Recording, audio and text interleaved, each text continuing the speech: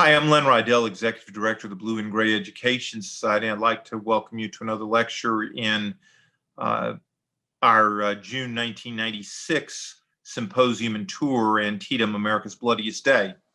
Our next speaker, Bill Marvel, is not a professional historian, but you wouldn't know that by reading his books. He, like Jeff Word and Brian Wills, was a man who struck gold early on. He managed to get in with the New York City Publishing House, and so his books were published by some of the big name presses, which gave him lots of circulation, lots of sales, and a lot of visibility within the Civil War community.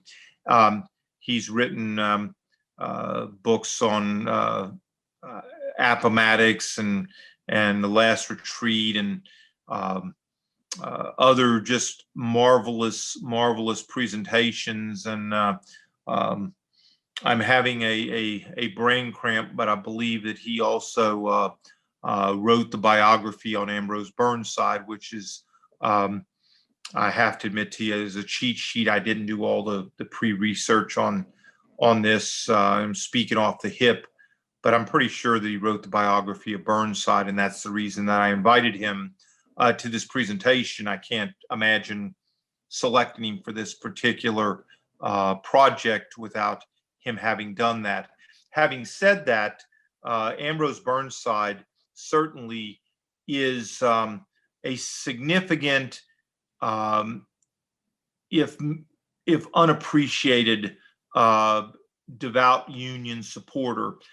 He understood his own limitations and consequently was not one of the stars of the Pantheon. History reveals him as yet another failed Union general. Perhaps it's been said that after he failed in command of the army, and then he goes west, he commands at Cincinnati for a while, and he's put in a position of having to support the people defending Knoxville. He does, in fact, perhaps Longstreet is the only guy that ever made Ambrose Burnside look good on a battlefield. Not entirely fair. I mean, Burnside had achieved success in January of 1862, February 1862, on the Outer Banks of North Carolina, where he had captured the Outer Banks, and he did have some toeholds in North Carolina. But when brought back to the combat arms and so forth, he just didn't fare very well. And after turning down the command of the Army of the Potomac once, he accepted it a month and a half after this battle to prevent Joe Hooker from getting the command, protesting all along that he wasn't worthy and not capable. And sadly, Abraham Lincoln didn't listen to him. He wasn't capable. But nonetheless, a very affable guy. And the fact that Marvel did this magnificent, very thick biography, probably 600-700 pages. You really get to appreciate the man. I mean, he went on to become the governor of Connecticut, I believe, afterwards, and just a fascinating guy to read about. And Marvel, who lived in, I believe, it was Conway, New Hampshire, was a different kind of a guy. I mean, I think you'll see that. I think at the time, 25 years ago, he had a ponytail and it kind of impressed me as somewhat of a hippie, but certainly his brain was not addled by any stretch of the imagination. He was just a quirky kind of guy who was a damned fine speaker and a damn fine historian. I asked him to speak about Ambrose Burnside and Burnside's travails at Burnside's Bridge and the attack on the south side of the Antietam. So sit back, relax, learn about Ambrose Burnside and Burnside's Bridge. I'm very relieved to be here. As I was telling Len last night, I drove about 600 miles in my only car, a 12-year-old Cavalier with 120,000 miles on it. And it's been coughing ominously most of the way down. Between quarterly taxes and child support and furnace that's just about to die. I'm frankly beginning to wonder if the life of a freelance author is all it's cracked up to be. But it's really comforting to come down here every now and then and have someone like Glenn tell me how well things are going for me.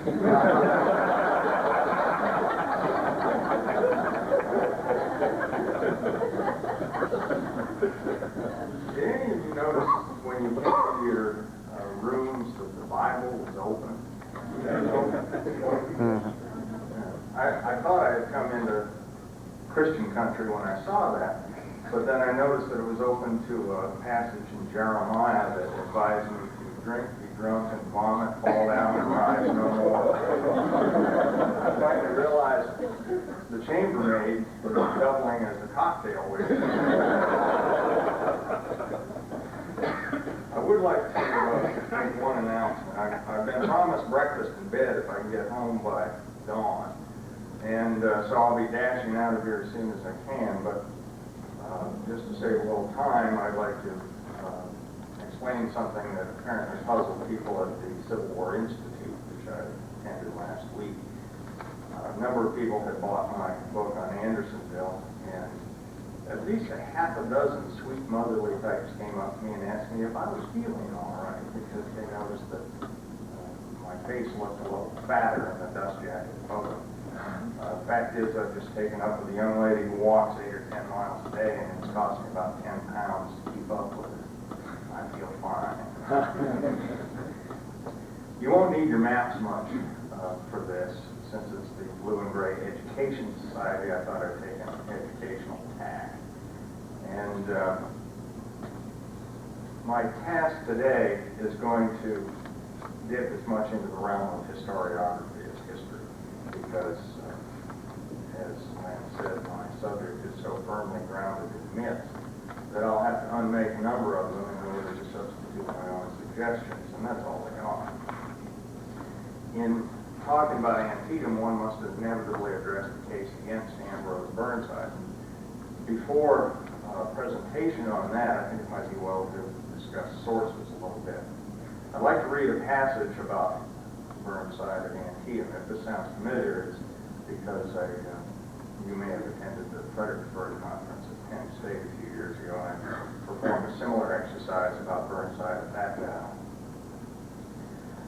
The removal of Hooker's corps to the right wing left Burnside miffed, since he could not direct the operations of both his corps.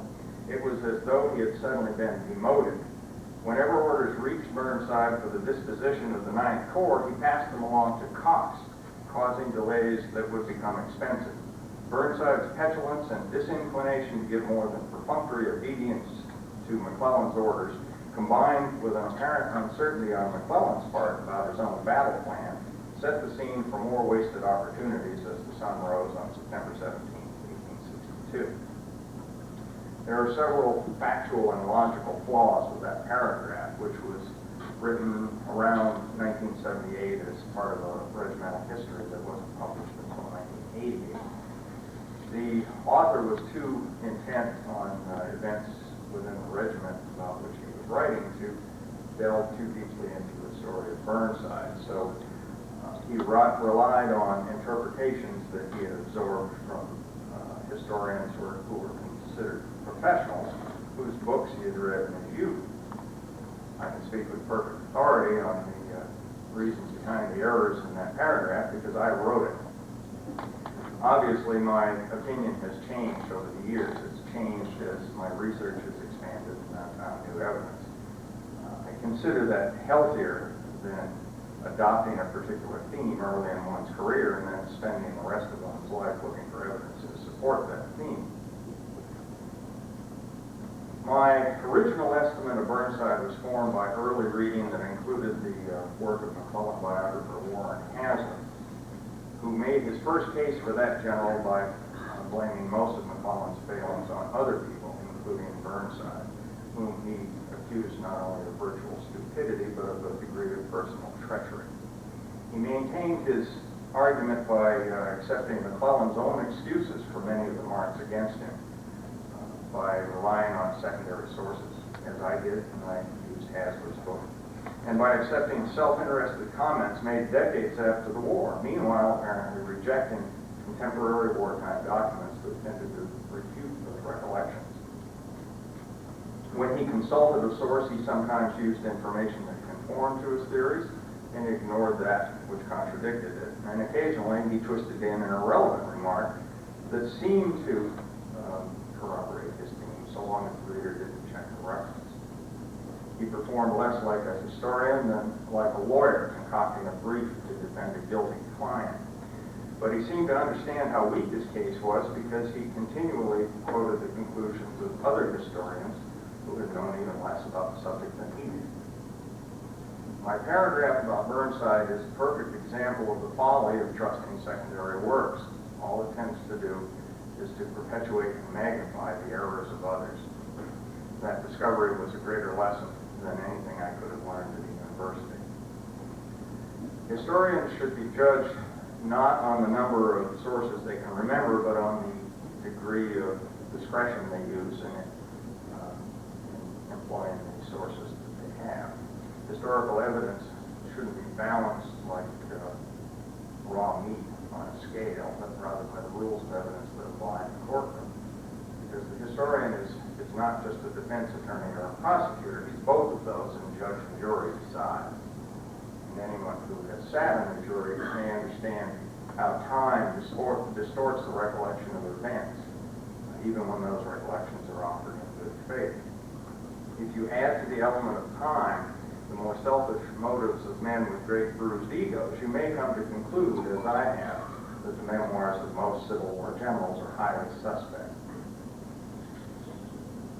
Careful reading of such efforts at self-rehabilitation as Baldy Smith's autobiography or the unpublished manuscript of Zenas Bliss at the Carlisle Barracks should demonstrate that many old soldiers are willing to revise the truth in order to salvage their reputations or to settle personal grudge.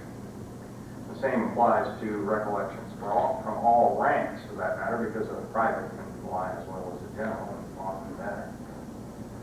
But the historian who swallows their remarks unchewed does both himself and history a great disservice. In the summer of 1960, I found an old cemetery in an overgrown pasture about 1,000 feet from my home. The fence was beginning to come down and some of the stones, but the central monument was an obelisk dedicated to a young man who died in February of 1863 in the service of his country, as it said. And that monument overshadowed a smaller soldier's stone, the traditional type, that belonged to a fellow who died on October 1st, 1862.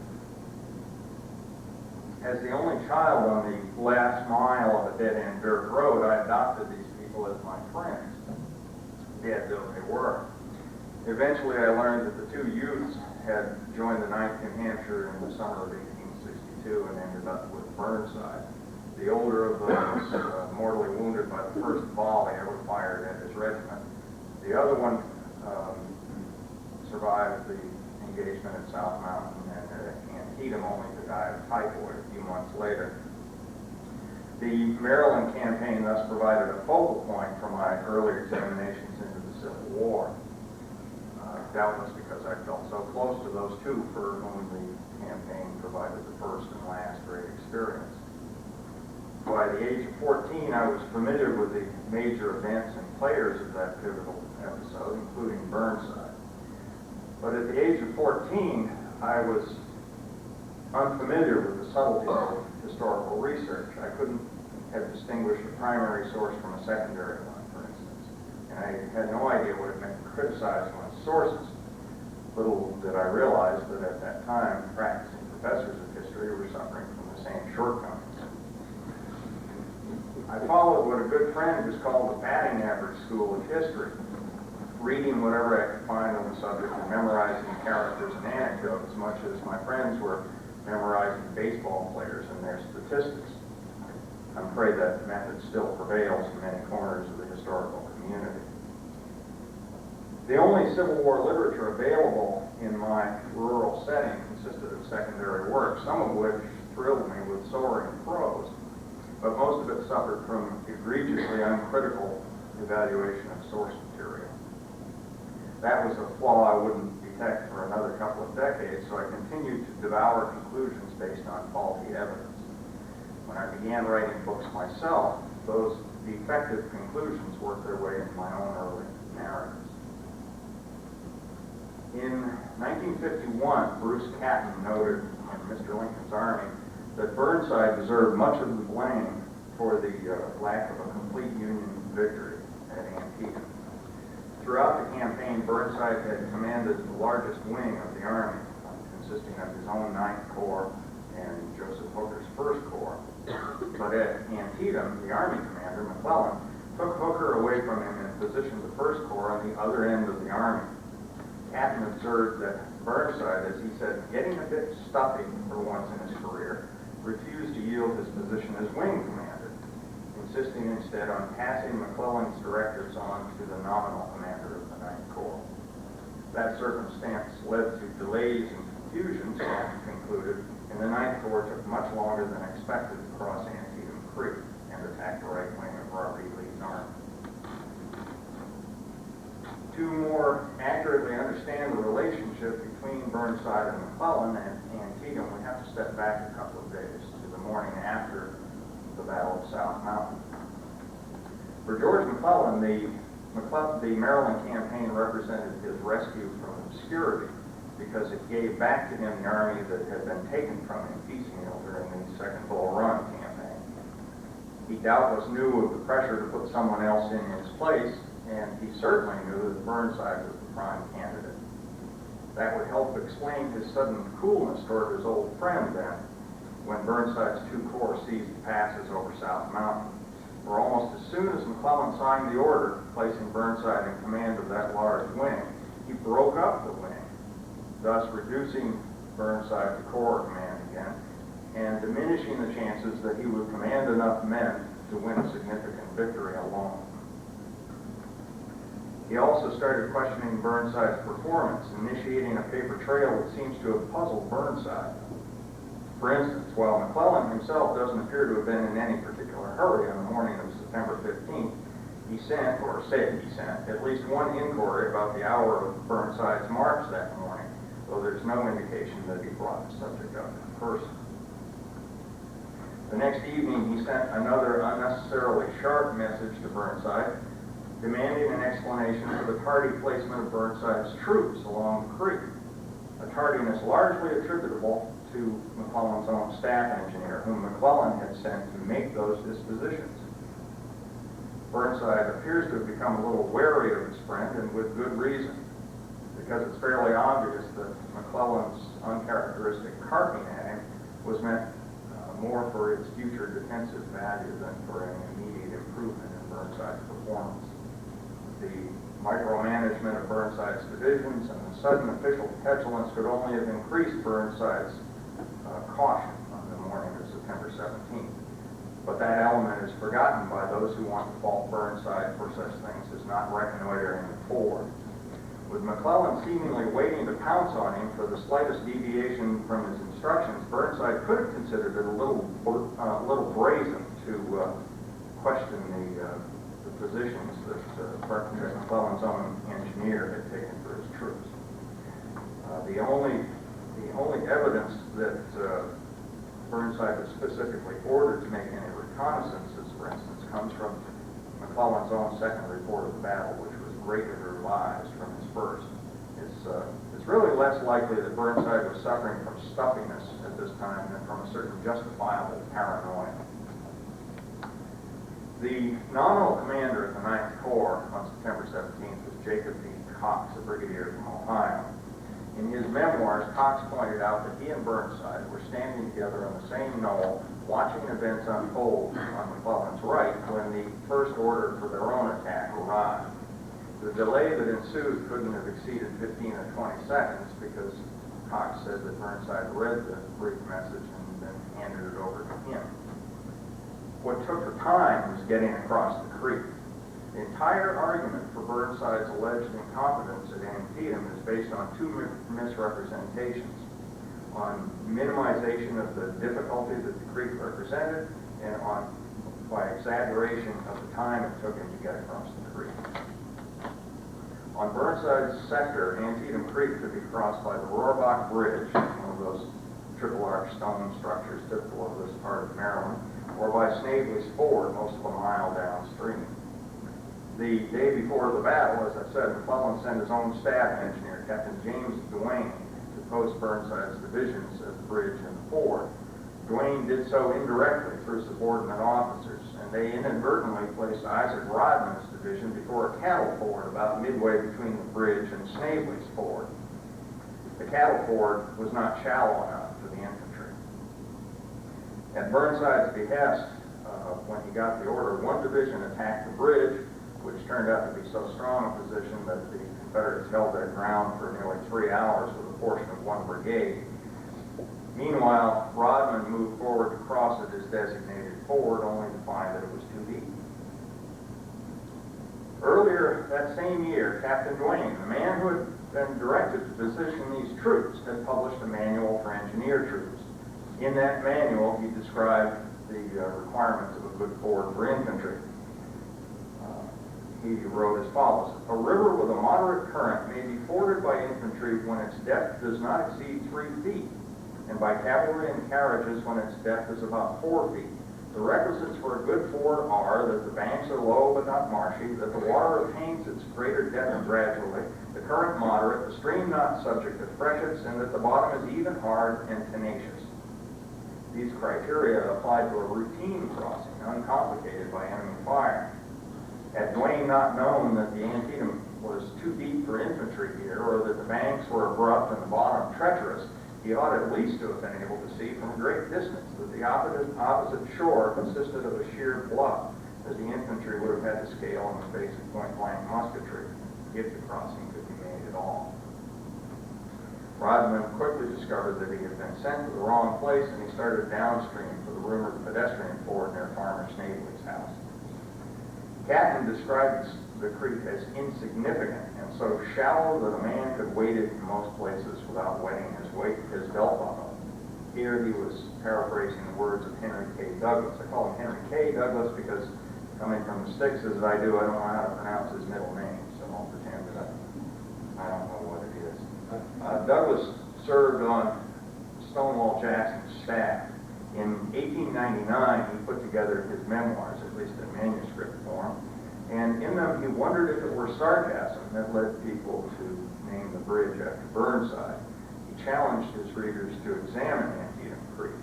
I remind you, it was a much more isolated spot in 1899 than it is today, so there weren't many chances that people were going to take him up on his challenge.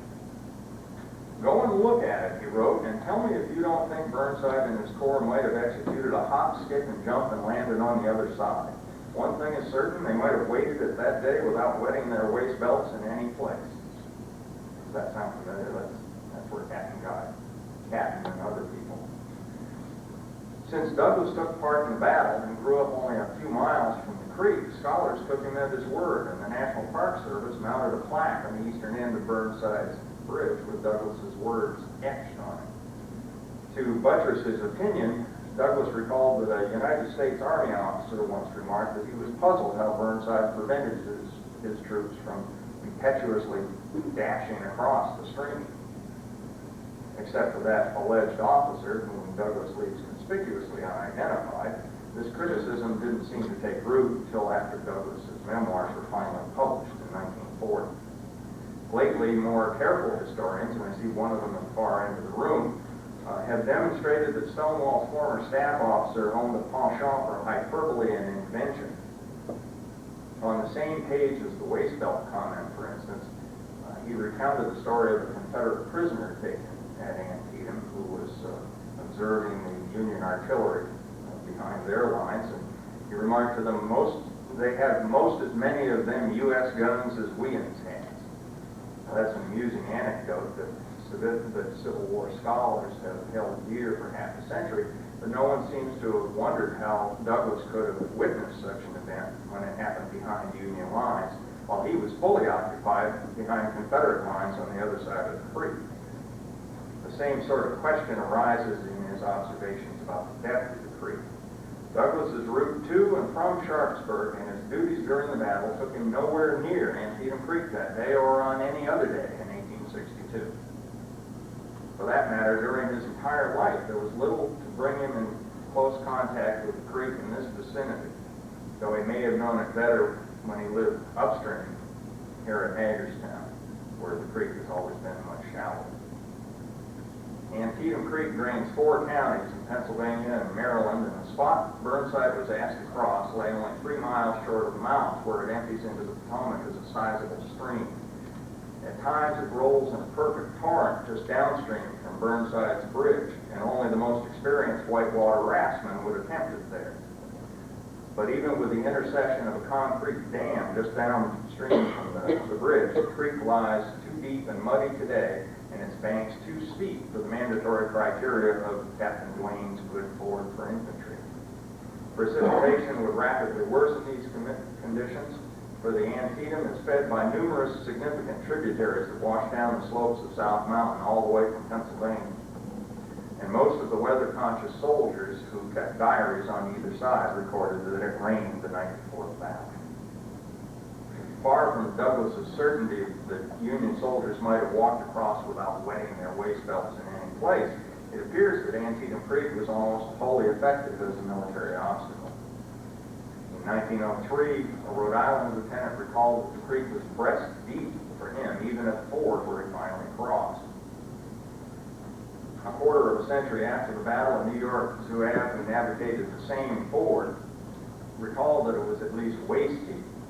In the same year that Henry Douglas jotted down his remarks, the historian of Joseph Kershaw's Confederate division acknowledged that the creek was not fordable for some distance above the Potomac, and said that it could be waded without difficulty only at the upstream end of Lee's defensive line, well above Burnside's front. All 3 sources suffer from distance and time from the event, and the last of the 3 may, like Douglas's, be more hearsay than recollection. But the 3 incidental comments all predate the public appearance of Douglas's memoirs by decades. So none of them seem to have borne the partisan intent to refute any innuendo about the fordability of the creeks, because until Douglas's memoir appeared in 1940, there was no such accusation. Even more convincing is the report of Colonel George Crook, whose brigade formed the upstream extremity of Burnside's line. Though the creek should have been shallowest there, Crook thrashed about for more than 2 hours before he found one spot where a few men could wade across at a time. Now that's it for the testimonial evidence. I'd like to read an extract of a letter that I wrote to Gary Gallagher a couple of years ago after I completed a little field research. The letter is dated June 26, 1994. Dear Gary, I stopped at Antietam on Sunday, June 5th, on my way to Washington. It was a hot day by 8 a.m., so I pursued my plan to test the depth of the creek, changing into cut-off jeans and old sneakers at the Burnside Bridge parking lot. I headed straight for Snavely's Ford, picking up some poison ivy on the way. I only seem to be vulnerable to the mid-Atlantic variety. I've always been considered immune at home. I found Snavely's the most practical ford, as did Burnside. The water was crotch deep and cold, as I recall. The banks were easy and the bottom stable, though the current was strong. Next, I moved up around the lower bend, just above guidepost 7, where Ewing's Ohioans were supposed to be crossed. There, the banks were 4 feet tall or more, vertical and slick with mud, and once I let myself down, I stepped quickly into chest-deep water. My feet got tangled with some submerged branches, so I turned back less than a third of the way across. Between this spot and my third crossing, upstream from the Big Bend and opposite the parking place off the tarred road, the bluffs on the Confederate side stood 100 feet tall at about a 50 or 60 degree angle, and the banks remained head-high and vertical or even concave. At this third crossing, I found the main channel chin deep, though most of the creek is only about 3 feet deep there. I made one final crossing just downstream from the bridge itself, about equidistant between it and the concrete dam, where the water was only waist deep and the bottom was cluttered with precarious rocks. I stumbled at least twice, which I didn't mind since no one was shooting at me and the temperature was near 90 degrees already. Except for Snavely's, none of these locations offered James Duane's description of an adequate military ford. To be sure, the creek has changed over the years, but an old man I encountered that morning in a Hagerstown diner says the depth had not increased noticeably since he was a boy. Besides, I conducted this experiment in the midst of a weeks-long drought while it rained most of the night before the Battle of Antietam. If Antietam Creek were so insignificant a watercourse, one wonders why the farmers in that vicinity established any fords there in the first place. After all, cattle don't need nearly as shallow a ford as infantry. Major Douglas's snide remark notwithstanding, all of the more reliable evidence suggests that the creek posed a significant impediment to Burnside's attack on the Confederate right. About 6 years after that aforementioned book of Catton's came out, two more historians assailed Burnside's Antietam performance. In a 1956 monograph, Martin Schenck accused the general of sulking over his demotion from wing command, reasoning that nothing else could have caused him to spend so much time crossing his troops. To support his hypothesis, Schenck provided rather flimsy evidence consisting of 3 secondary works, a few published reports in the official records, and one Confederate memoir, namely that Claptrap Douglas's. Schenck counted 5 hours that Burnside wasted, basing that on McClellan's claim that he issued Burnside an attack order at 8 a.m. The report clearly states that the order was issued at 8 a.m., reads Schenk's first footnote. But in order to accept the 8 o'clock attack order, Schenck had to ignore a great deal of evidence, including McClellan's first report, written just 4 weeks after the battle, and published only 32 pages earlier in the same volume of the official records that he was using. There, McClellan admitted that Burnside received no order to attack until about 10 a.m. Only in 1863, as McClellan revised his report in order to improve his image as a presidential candidate, did he assert that he sent Burnside instructions to attack 2 hours earlier. Burnside's report, which Schenck didn't even deign to consult, likewise timed its arrival at 10 o'clock, while Jacob Cox first said it was about 9 o'clock. But later, judging by events that he witnessed elsewhere on the field for which he was able to establish the time, Cox said that he was probably mistaken and that the order probably arrived nearer to 10 o'clock. Generals' reports, though, are the less reliable half of the official records. They often represent the efforts of men to account for their performances or failure. By that token, all the above sources might be suspect, but battlefield correspondence frequently reveals the truth, such is the case here. McClellan's actual order is published in a supplemental volume of the official records that Schenck also overlooked, and it's headed 9:10 a.m. Allowing a couple of minutes for transcription, a few more to assign the envelope to a carrier, and to explain the location of Burnside's headquarters, and 15 minutes for that rider to gallop overland with it, Burnside could not have had it in hand earlier than 9:30. And any variation from that basic scenario would have brought the delivery closer to hand. Certainly it must have been that time before the Ninth Corps moved against the bridge and the bogus ford. So those troops actually consumed less than 3 hours carrying the creek bank rather than the 5 hours that Schenck and Warren Hasler find so convenient for their theories. In his 1957 biography of McClellan, Hasler similarly fumbled his sources, falling for both the 8 o'clock attack order and Henry Douglas's jibe about the depth of the creek. Relying on McClellan's self-serving autobiography, Hasler has the commanding general dispatching a second staff officer to Burnside at 9 o'clock with orders to carry the bridge at the bayonet. He also cited very dubious 1894 reminiscence by William Biddle, who insisted that McClellan sent Colonel Thomas Key to 9th Corps headquarters at noontime with a third and imperative order to take the bridge at all costs. Burnside's troops had secured the creek crossings by 1 p.m. but the Spearhead Division had exhausted both its ammunition and its stamina, so Burnside felt that he had to replace it. He also had to bring his artillery and ordnance over the same bridge where the rest of the infantry had crossed, and realign Rodman's isolated division with the troops who had crossed at the bridge. All of this before he could continue his assault on Sharpsburg. By now, McClellan had allowed the fighting on the right to fizzle out, so Lee was able to attend to Burnside somewhat more effectively. McClellan himself had infected his subordinates, as you heard last night, with the belief that Lee had over 100,000 men on the field, so Burnside proceeded somewhat cautiously with his 13,000. Ironically, it was Hasler who tried to revise the estimate of McClellan's available troops downward and Lee's upward, from a generally accepted estimate of Union troops around 80,000, Confederates around 40,000, to only 69,000 for McClellan and more than 58,000 for Lee. That reduced McClellan's advantage in numbers from 100% to about 20%, making McClellan the shield of the Union look a hell of a lot better. But when it came to assessing Burnside's performance, Hasler was happy to use the traditional tale of overwhelming Union forces, at least on Burnside's front. Assiduously ignoring such factors as the McClellan-inspired belief in Lee's 100,000 and McClellan's failure to coordinate his attacks, Hasler characterized Burnside's realignment of his troops as sitting down on the job, deducing that this prompted McClellan to send Captain Biddle, according to Hasler's account, with a fourth and final directive to move forward.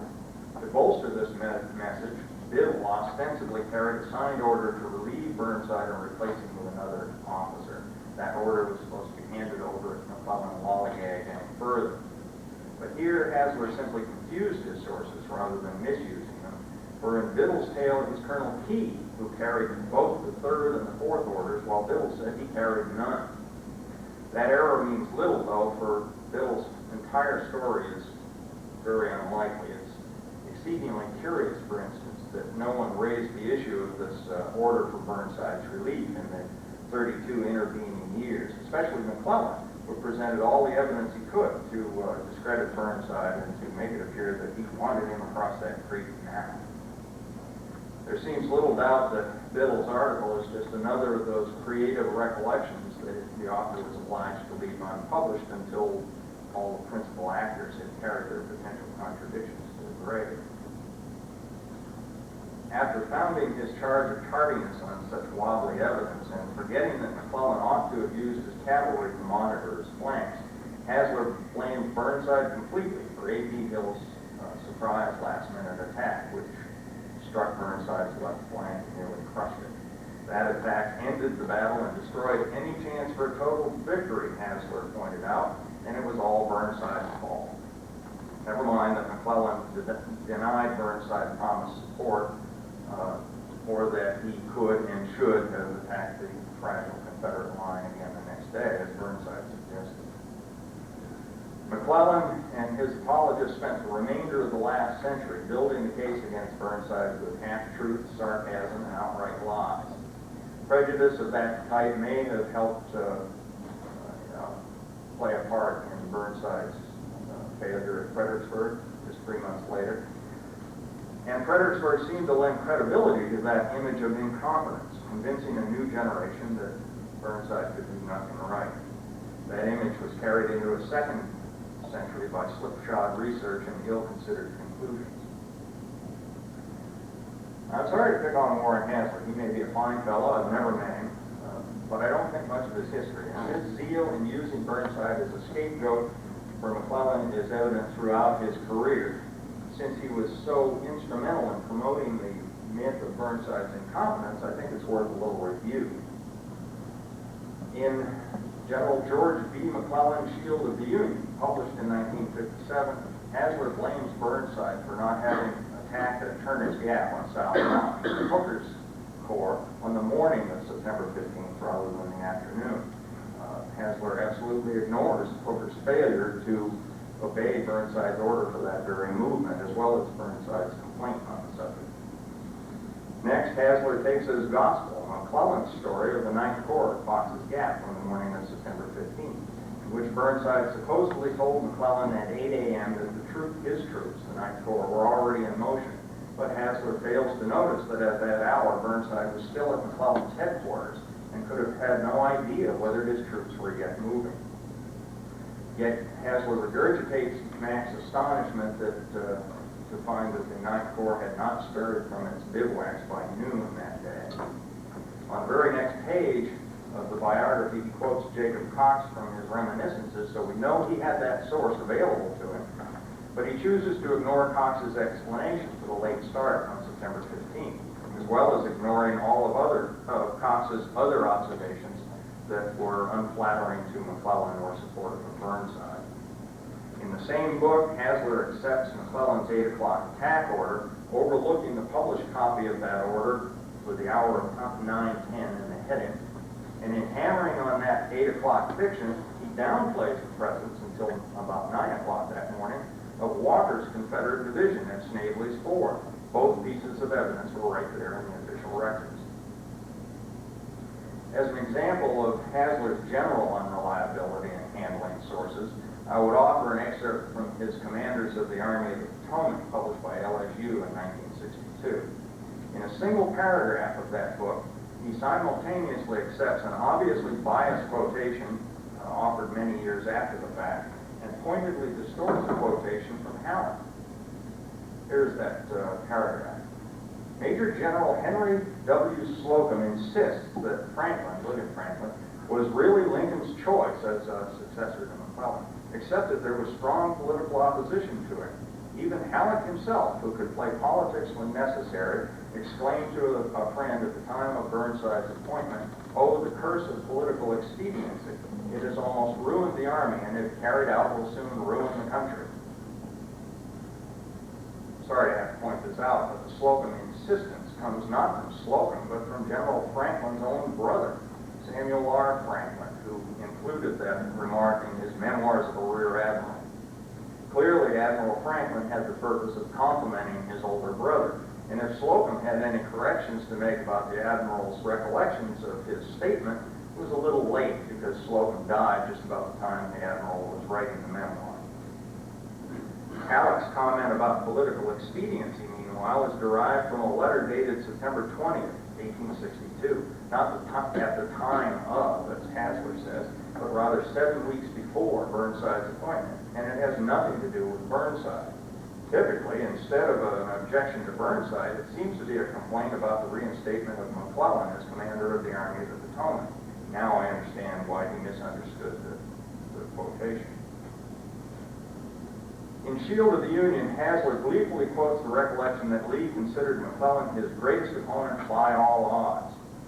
That comes from Robert E. Lee Jr.'s recollections and letters of General Lee, and it's nothing more than secondhand gossip from a second cousin of Lee's, who heard the general make that remark at a train station after the war when the cousin was a mere boy. Yet more than 50 years later, like many soldiers, he remembered verbatim those statements. Again, in Shield of the Union, Hasler refers to both Douglas's comment that Rodman could have crossed Antietam Creek virtually anywhere, and he cites David Thompson's article in Battles and Leaders. But he typically fails to mention that Thompson referred to emerging from Snavely's Ford, soaking wet from my waist belt down. That would have sounded too much like contradicting Douglas. It would have come too close to challenging the requisite shallowness of the creek outside the fords. Please remember the importance of questioning your sources. It's the single most valuable lesson in history. For some reason, even many of those who taught Civil War history during the centennial years never seem to have learned it. For all the sarcasm to which he has been subjected, Burnside was a relatively competent strategist and a fairly dependable general. That's not to say he was a good commander. For, like most who led the Army of the Potomac, he suffered from certain failings. Most notably, he lacked the ability to recognize good subordinates and to make room for them to rise. He tended to offer his trust to those who did not deserve it, and to give his battlefield commanders too much discretion. Robert E. Lee followed a similar policy regarding battlefield discretion, but he was much better at leading out incompetence.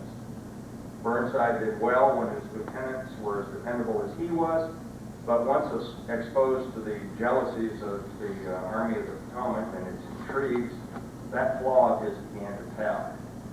He also tended to devote himself too much to the details of his plans, sometimes exhausting himself to the point that his judgment suffered.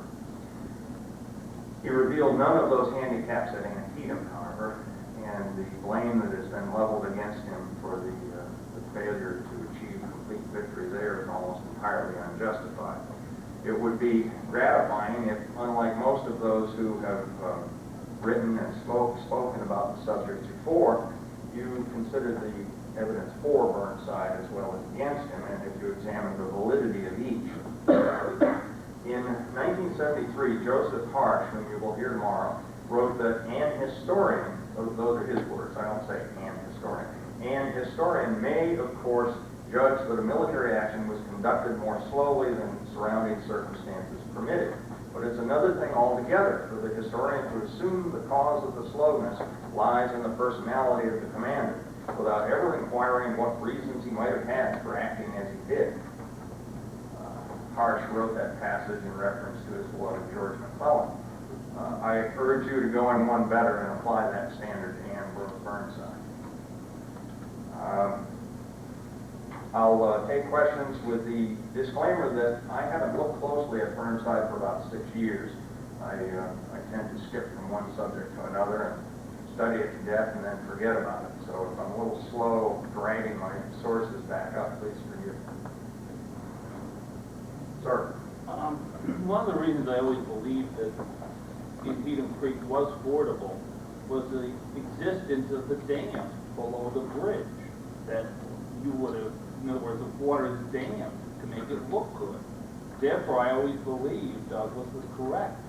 That the dam is there to make the river deeper. The dam is there to provide volume at certain periods for a specific purpose. That's true. I've looked at the, if you look at the pictures taken of the bridge shortly after the battle and the pictures now, you will notice that the water rises to about the same level on the stones of the bridge. I attribute the dam probably to such things as seasonal changes in water level. As I said, once it rains, that creek can rise quickly, and it rained the night before the Battle of Antietam. You have a good point, and I followed that theme myself years ago. It struck me that it must have been even shallower then. But we have in the audience, I think, or I guess she isn't here now, a relative of Colonel Henry Kingsbury, who was killed in the creek. And there's a plaque with a relief of his wounding in the middle of the creek, and I believe he's up to his waist in the water when he was shot. And that location is the only position where the water would have been shallower once the dam is built, because the overflow from the dam would have equated the flow of the stream eventually, because it just runs right over. So downstream, the depth would presumably be about the same. As I found in my own examination of the creek, that is one of the shallowest places. It's not quite as shallow as Snavely's Ford. But you have to remember that there were hundreds of Georgians firing at that very spot, and that made it much more difficult. So, yes. As a World War II grunt in the Pacific, my opinion is the steep banks are a much bigger problem than any depth of the water. Particularly, these guys are going to be wearing wool, where we wore overalls, coveralls. The big thing was in the Pacific, where the streams are very similar, both on Guadalcanal and New Britain. We did not ever try to cross a stream without bulldozers knocking down the bank, or crossing at the mouth of the stream where you have a tidal sandbar. You stayed away from the steep banks for the steep banks. And even the Japanese, who were more suicidal a hell of a lot than we would never try to cross where you had banks that are no steeper than at the Antietam, because a man cannot climb, and the formations they used in the Civil War would be much difficult climbing a bank than the type we used in World War II, because you went hooked in line of battle relatively close, where we went in the long feet, and you couldn't climb up those damn banks. I looked at that damn bank, and you could not climb up those steep banks. It's very slippery too. Yeah, slippery. Each man, and then, since they would go up, each man gets slipperier. So in my opinion, the banks would be, in World War II in the Pacific, we would never try to cross except over ford or a sandbar at the mouth of the stream where you're dead. I'm relieved to see that I'm corroborated. That, Dwayne himself mentioned the gradual approaches to a good ford, and again, that was a routine ford without the enemy firing down your throats. A couple of those places coming out of the Antietam, I had to kind of swim downstream and find my way up another portion of the bank. And especially once I got my feet tangled in the branches underground, all I could think of was snakes. I don't know if snakes live underwater, but I wanted out of that creek. Yes? I think the significance of the stream is borne out by the rather massive and large arches in the bridge. If you're an engineer and you look at the size of the arches, they were definitely put in there contemplating one hell of a volume of water. So I don't see how you could have made the comment that the stream was insignificant with that very significant bridge over it. Beginning to look better for me all the time. What you didn't mention was the fact that Robert E. Lee chose this ground himself. Now, if you look at that, here's a guy that's backed up against Potomac.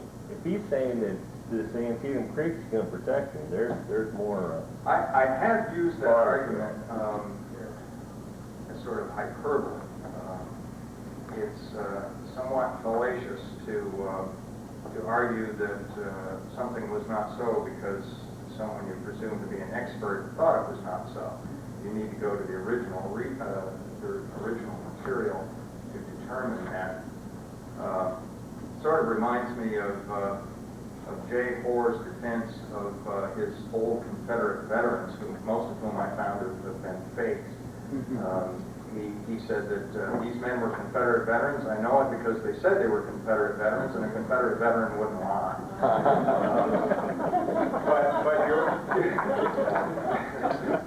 But you're right.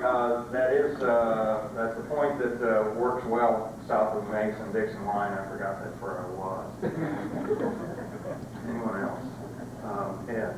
Of course, if you're from Texas, in spite of everything else, you can say because old man Walter Williams was a Texan, he'd be stronger than they still believe him in Texas officially anyway.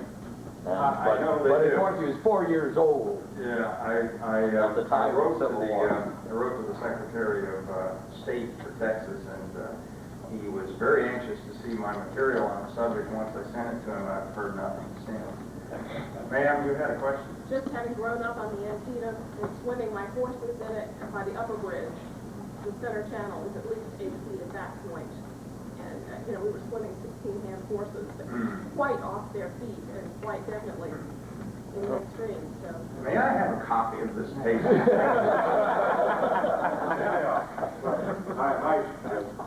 I've done exactly what Bill's done many years before he did in terms of going over the creek.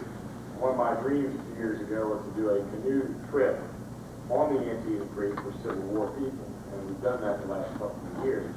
We just finished one a month ago, and I can tell you that it had rained the night before we went out on the creek.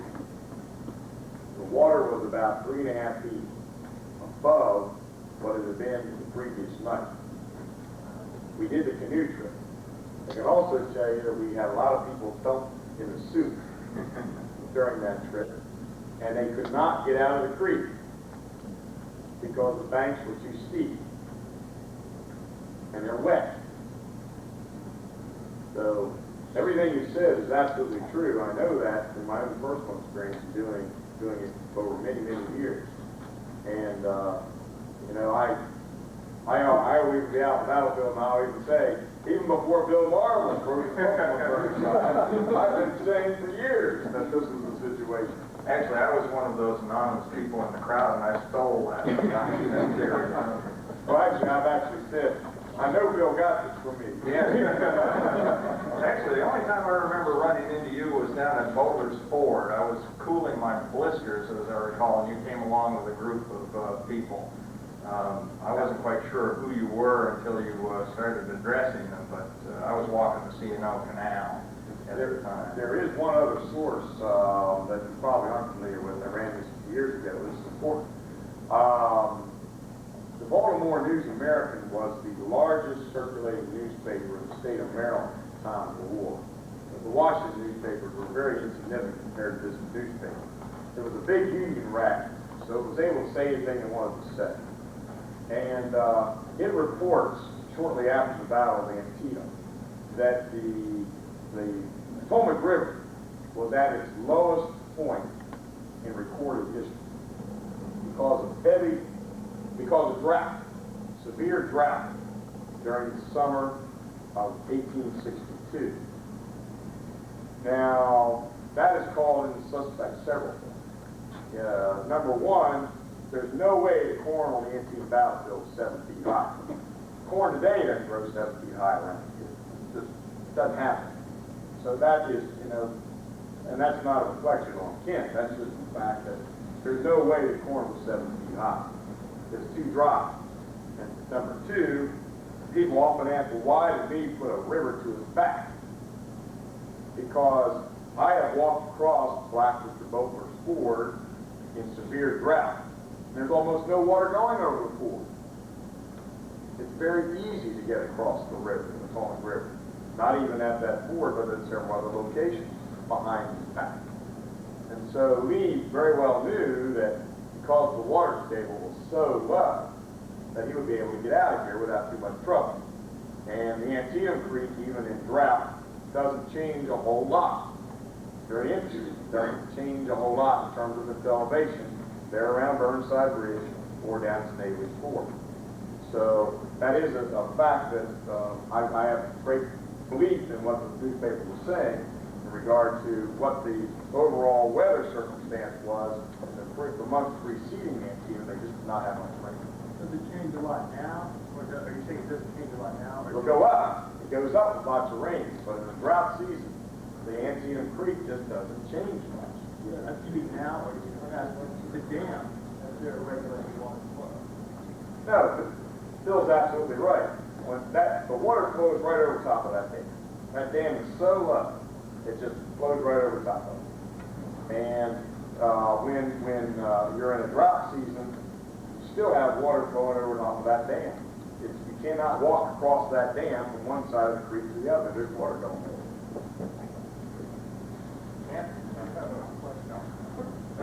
One more question. I'm comparing to across the creek. How did Burnside employ his artillery along the heights above? Did he use any sort of preparatory bombardment? No, actually, he was, in the early stages of the battle, he understood, I believe, that he was to conduct a demonstration. I think it wasn't altogether clear to him what he was to do on that side of the battle. I don't think it was all that clear to Llewellyn. But there was a good deal of artillery exchange immediately before and during the attempt to cross. But that was with Confederate artillery that had good range on the bridge. The veterans of the troops who crossed, the regiments who crossed at the bridge, said that the artillery was coming right down the alley at them. Let's see, I don't know what the direction would be, but it's if you're crossing the bridge toward the Confederate side, it would be to your right front about 2 or 3 o'clock. But there was no elaborate bombardment such as at Fredericksburg or Gettysburg, just in conjunction with the troop movement, I believe. I'm not that familiar with it, to tell you the truth, but I know They did get across the bridge, and 3 hours before AP Hill arrived. Excuse me?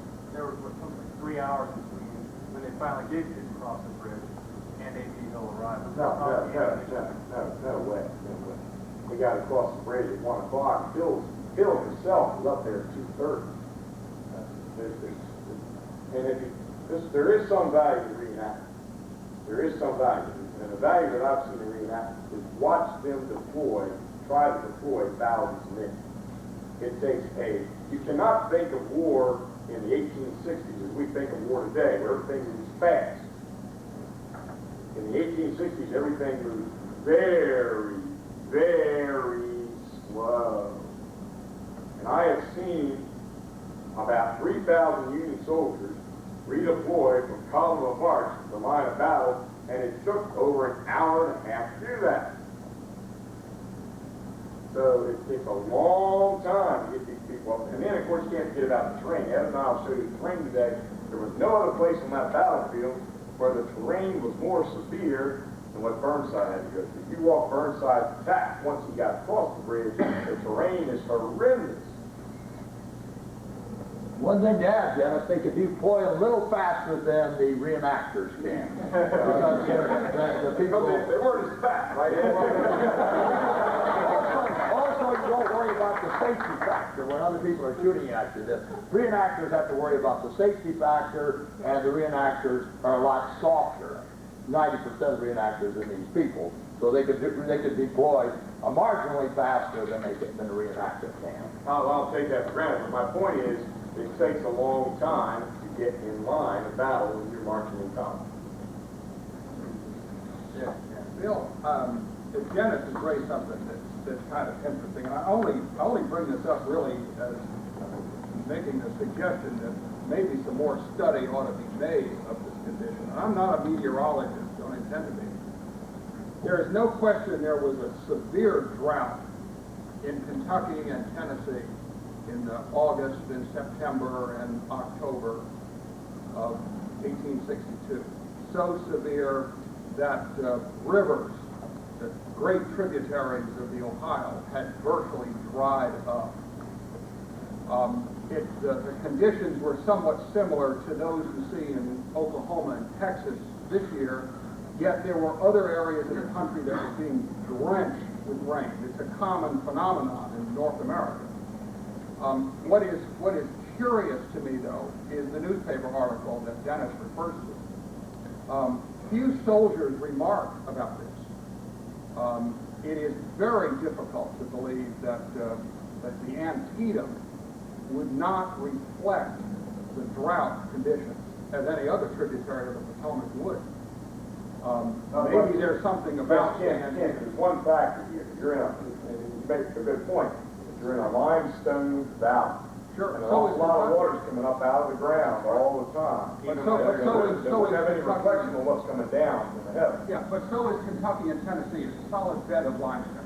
I mean, we're known for it. That's why we got blue grass. If you've, you must have noticed in Kentucky that no matter how dry it is, when there is rain, the creeks especially fill up quickly. Fill up quickly. That's because they're so narrow. Yeah.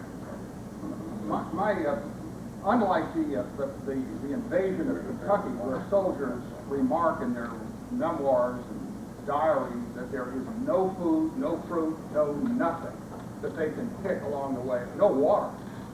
You don't see corresponding reports from Confederates or Union soldiers entering Maryland. There's talk of eating all sorts of things up here. And there is this almost across the board discussion of the height of the corn crop, which indicates some pretty heavy rains over the course of time. I'm only raising this not to dispute anything, but to almost invite more examination on really what were the meteorological conditions coming in here. That's a healthy suggestion, and I suspect that the theories that are reflected by our comments will probably predominate in 20 years or so, and then about 30 years after that, people will be showing what fools we were. In fact, if you look at the Antietam today is a good day to look at it, because, I mean, it's been really roaring, because of heavy rains the past week. I would be glad to do that, but I'm looking so fondly toward that breakfast today. Which we are holding up. Kent's absolutely right. There needs to be studies. There's one problem. There's no National Meteorological Service really in existence at the time of the Civil War. You have these meteorological stations. For example, the nearest one around here would be Washington, Georgetown itself. I can tell you that the other night when Gettysburg got 11 inches of rain, I got a quarter inch in my house. And we got none in Washington. And so the other night when Hagerstown got 4.5 inches of rain, this was not the same night, incidentally, that Gettysburg got 11. This was another night. Hagerstown got 4.5 inches of rain. I live 12 miles from Hagerstown. I got nothing. So it's a very interesting. I mean, you're right. It'd be interesting to take a look at that. But today, when we have all these meteorological stations everywhere, at the time of the Civil War, we'd have to be careful to say, well, Georgetown, they had recorded in June and July and August 7.6 inches of rain. So that means that out here we're getting 7.6 inches of rain. Yeah, they didn't have them for purposes of examining the Kentucky campaign either, but if one just examines narrowly the diary, reminiscent, newspaper accounts, to try to see if we can corroborate. That's what I did at Andersonville. I constructed a matrix of the weather on any given day from about 60 minutes diary who were there. And so I was able to tell you within a few hours whether it was sunny, rainy, cloudy, extremely hot, extremely cold on any given day. In fact, that's how I first began to notice that John Ransom's diary was a crime. Curiously, the drought in Kentucky and Tennessee finally broke. I mean, it was so dry, there was absolutely nothing, no water, no rain, no nothing. And it was scorching heat. 3 days after the Battle of Perryville began to snow. I mean, it was really an odd, like that old saying, come to Kentucky and the weather will change every 5 minutes. So that was New Hampshire. It snowed April 30th in New Hampshire. I was down here at the time, thank God. But there was about 12 inches of snow in my hometown April 30th. With that, I'm reluctant